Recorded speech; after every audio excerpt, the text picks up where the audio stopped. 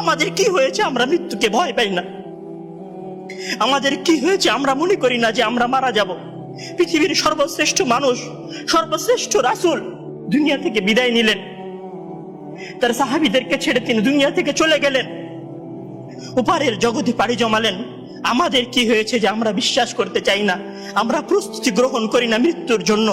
আমি আপনি কি মনে করি যে আমরা চিরদিন বেঁচে থাকবো? আমি আপনি কি মনে করি যে আমার গ্যারান্টি রয়েছে আমি সালাত আদায় করে আমার রুমে ফিরে যাব?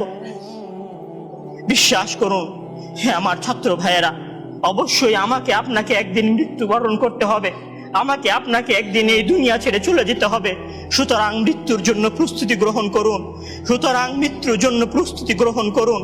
সেই দিন আসার পূর্বে, যেই দিন মৃত্যু আপনার দরবারে উপস্থিত হবে এবং মহান আল্লাহ তাআলাকে আপনি বলবেন, হে আল্লাহ, আমাকে স্বল্প একটু সময় দিন, আমাকে স্বল্প একটু সময় দিন, আমি ফিরে যাই এবং কিছু নেক আমল করে আসি। কাল্লা ইন্নাহা কালিমাতুন হুয়া কাইলুহা।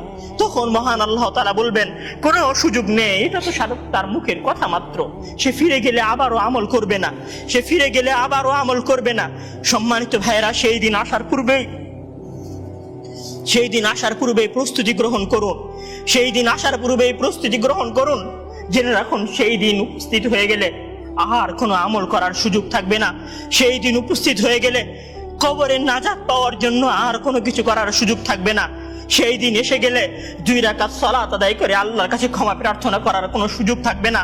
সেই দিন এসে গেলে রাতে জেগে 8 রাকাত তাহাজ্জুদ সালাত আদায় করার কোনো সুযোগ থাকবে না। এখনো সময় আছে।